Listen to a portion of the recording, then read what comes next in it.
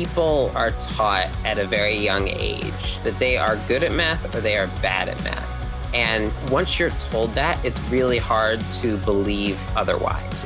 One of those things where it's always nagging in the background. Why do I think I'm bad at math when I actually do math, I'm great at it? The second I walked in, I don't know why, but I started choking up, right? And I was like, yo, what happened to my script? I don't remember what he said exactly, but it's like, you usually don't cheat, so what's happening?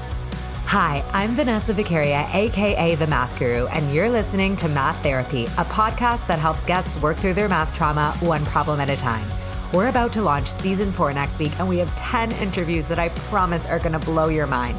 Each guest has a totally different history and relationship with math, and I found them all so inspiring, and I know you will too. Here's a little sample of what's in store. The proof of the Riemann hypothesis, considered one of the deepest problems in all mathematics, could be sitting in the mind of a 16-year-old trans woman. We're not doing the richest mathematics if we're not including everybody. For every Marie Curie whose story has been told, there are thousands of women whose stories haven't been told, and we are revisiting the historical record, one extraordinary scientist at a time.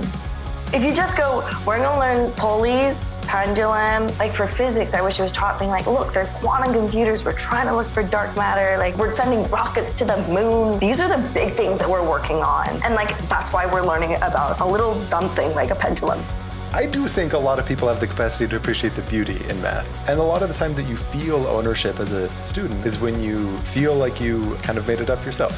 My experience with young people is when you acknowledge the messiness of their past experiences with education and you frame what they're learning in a way of them saying, oh, I understand why I'm learning this, young people will do anything for you. When I see students who have academic anxiety or math anxiety, I try to give them just confidence. I may know that they're going to get that answer completely wrong, but what is most important to me as a teacher is that they're at least just trying. Do you love you? Okay, if you love you, that's all that matters. The cool part of me is that I am good at math, but I'm also a singer, and I also like to read books, and I also like to cook. That's what makes me me. If you're not a math person, I challenge you to just realize all the math that you're already doing.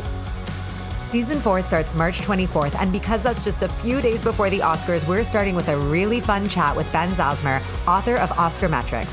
He uses statistics from past Oscars to try to predict this year's winners.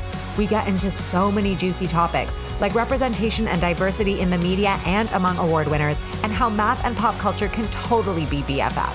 I can't wait for you to hear it. Until then, make sure you're subscribed to the podcast wherever you listen, and follow me at The Math Guru on Instagram or Twitter.